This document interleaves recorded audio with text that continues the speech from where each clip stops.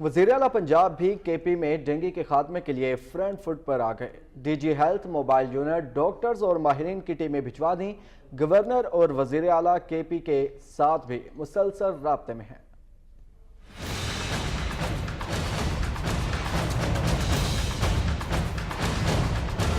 खैबर पख्तूनख्वा में डेंगू बेकाबू हुआ तो वज़ीर आला पंजाब ने फौरी तौर पर अपनी खिदमत पेश कर दी। शहबाज शरीफ ने परवेज खट्टर को फोन के बाद इकदाम शुरू कर दिए।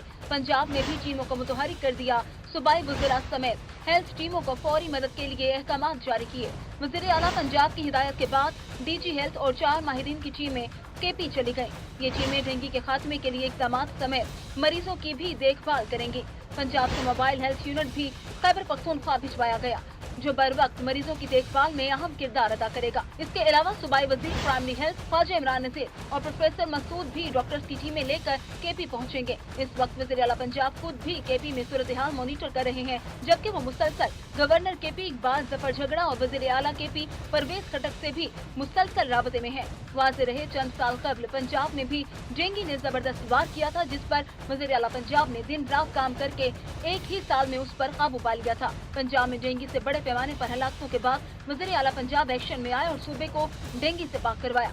बैनुल अक़वामी सतह पर भी वज़ीर आला पंजाब के इस हंगामी इक़दाम को बेहद सराहा गया था।